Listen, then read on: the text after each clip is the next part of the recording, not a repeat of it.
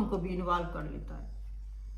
Patient को जो colours होते हैं वो फेड नजर आएंगे, नजर का धुंधलापन महसूस होगा, डबल विजन भी महसूस कर सकता है पेशेंट, हालोस अराउंड लाइट, तेज लाइट से प्रॉब्लम होगा।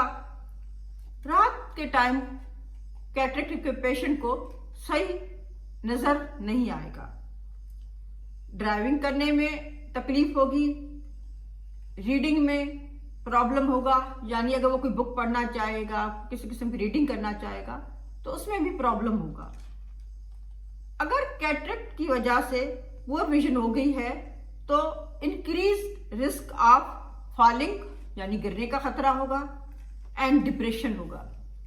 डिप्रेशन भी होगा, यानी कि साइकोलॉजिकल इफेक्ट भी होगा अगर किसी पेशेंट को कैटरेक्ट हो जाता है। Cataract causes blindness and visual impairment, यानी कैटरेक्ट की वजह से नजर की खराबी हो जाती है और अंधापन यानी ब्लाइंडनेस भी हो जाता है।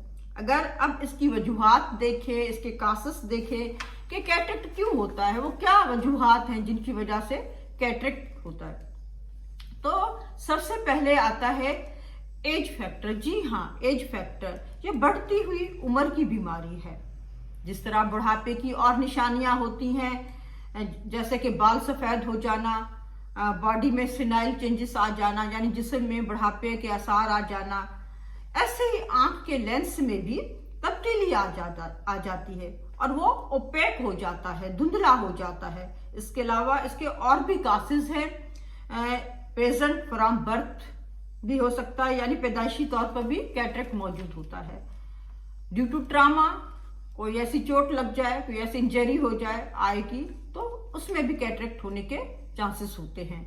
इसके अलावा डायबिटीज और हाइपरटेंशन भी कैटरेक्ट होने की बड़ी वजह है। Smoking, prolong exposure to sunlight, ऐसे लोग जिनका बहुत देर तक सूरज की रोशनी में एक्सपोजर होता है आई का, और कुछ ऐसी मेडिसिन भी हैं जो कैटरेक्ट की वजह बन सकती हैं, जैसे कि कॉर्टिकोस्टेरॉइड्स। कुछ ऑटोइम्यून डिजीजेस भी हैं और इसमें पुअर न्यूट्रिशन भी शामिल है। जी हाँ, पुअर न्यूट्रिशन, अगर आप बैलेंस डाइट नहीं ले रहे, प्रॉपर डाइट नहीं ले रहे और ऐसे डाइट ले रहे हैं जिसमें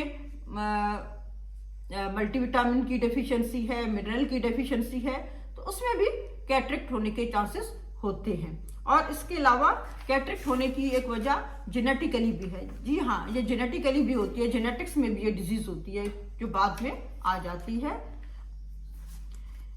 इसका इलाज सिर्फ मेडिसिन से नहीं